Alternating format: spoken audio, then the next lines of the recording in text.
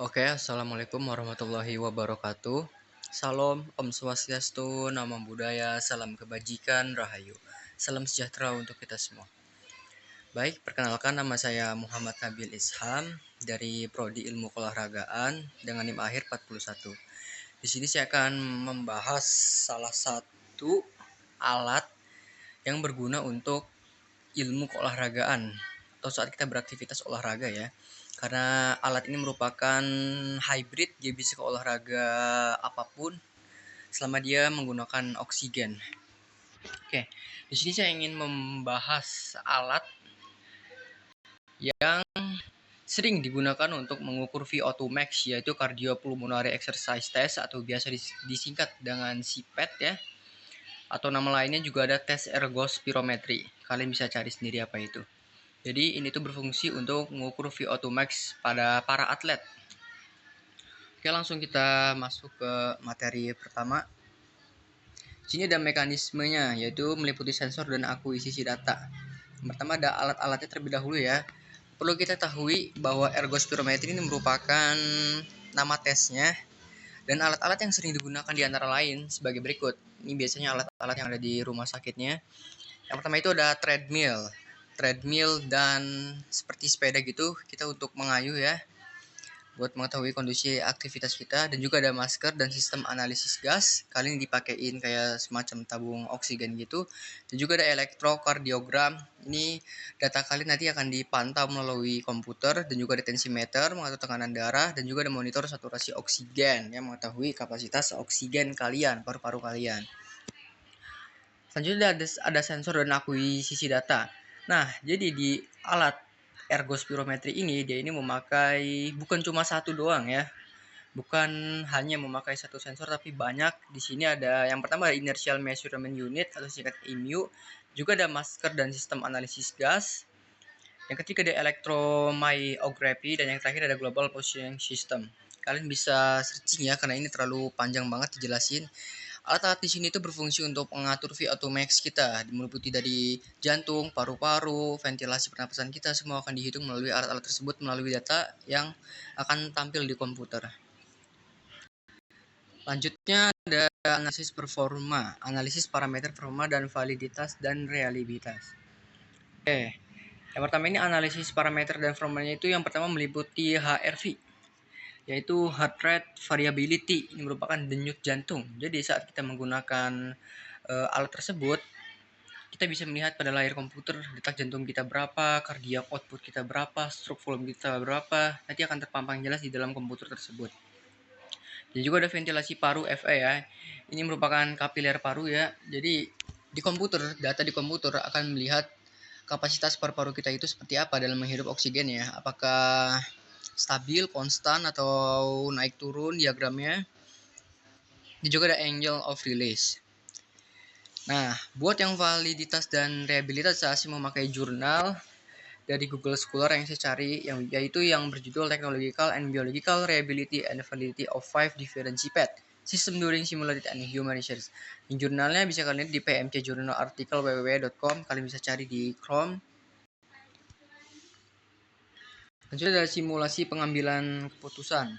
Nah, simulasi pengambilan keputusan dari alat ergospirometri ini, yang pertama, dia itu bisa menunjukkan berupa numerik maupun alfanumerik. Jadi kalian bisa melihat datanya di komputer ya, ada diagram, ada data-datanya, nanti kalian bisa melihat berapa angka VO2 max kalian gitu. Yang pertama ini ada indikator pertama. Jika tingkat kelelahan otot tinggi, maka yang terjadi adalah data di komputer menunjukkan yang pertama ada aktivitas EMG menurun. Yang kedua, HRV atau heart rate variability kalian rendah. Dan yang ketiga adalah laktat meningkat. Asam laktat di otot kalian itu menumpuk dan meningkat. Yang kedua, ada GCOV-A2 max rendah di bawah 30, itu udah loyo banget. Yang menunjukkan yellow VO2 max di bawah standar cabang olahraga. Di cabang olahraga anaerobik kalian itu mendapati VO2 max di bawah 30, sangat kecil sekali. Jadi kapasitas paru-paru kalian itu patut dipertanyakan. Dan ini ada akibatnya, yaitu cepat lelah saat intensitas meningkat. Betul. Kalau VO2 max kita kecil, ketika kita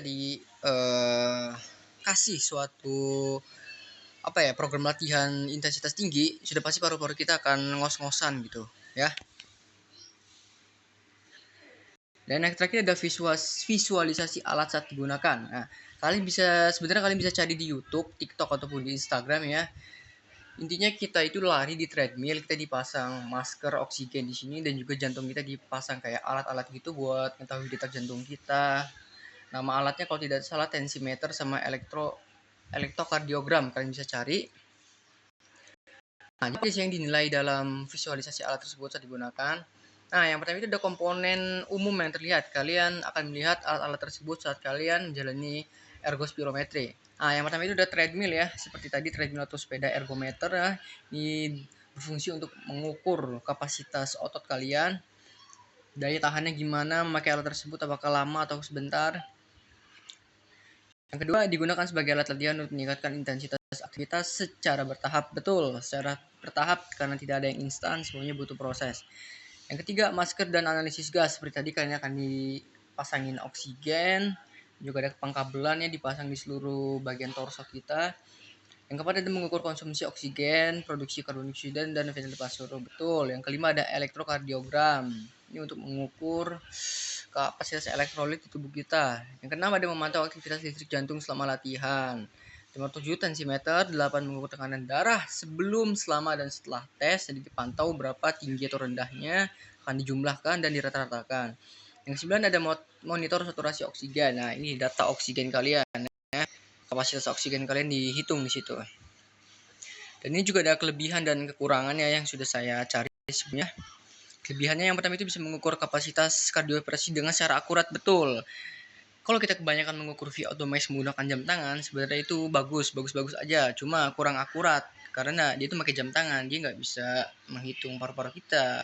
Walaupun bisa menghitung denyut jantung melalui tangan, tapi dia tidak dapat menghitung kapasitas paru-paru.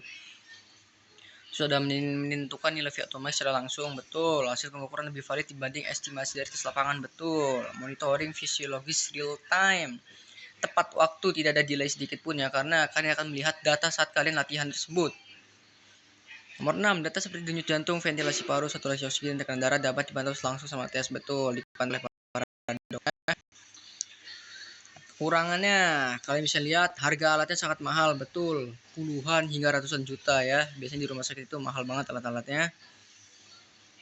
Tes cukup melelahkan, betul, karena bisa bermenit-menit kontinu tanpa jeda sama sekali, memerlukan tenaga ahli. Betul. Tes cukup. Yang keenam, subjek harus melakukan aktivitas hingga intensitas tinggi sehingga menyebabkan kelelahan. Betul, karena kita harus lelah ya, sampai kita nggak bisa bangkit baru tes itu dinyatakan selesai gitu.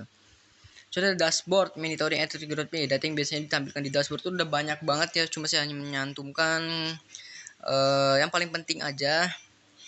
Biasanya alat-alat yang ada di komputer kalian bisa lihat ada VO2 max, ada VO2, volume karbon dioksida, respiratory, heart rate, HR, CO, ventilasi, SpO2, blood pressure, tekanan darah, kecepatan. Dan kalian akan melihat lebih jelas kalau kalian pernah melakukan tes ergospirometri di rumah sakit ataupun di tempat kesehatan lainnya.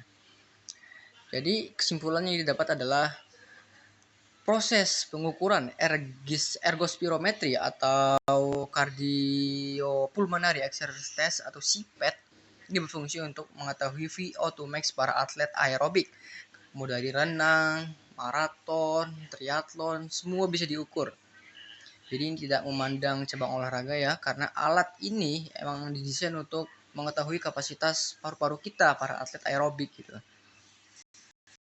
Oke. Mungkin bagi saya cukup itu saja dari alat yang saya bahas ya. Kurang lebihnya mohon maaf apabila kata saya belibet atau kurang dimengerti ya. Mohon maaf karena saya juga manusia. Kurang lebihnya mohon maaf. Wassalamualaikum warahmatullahi wabarakatuh.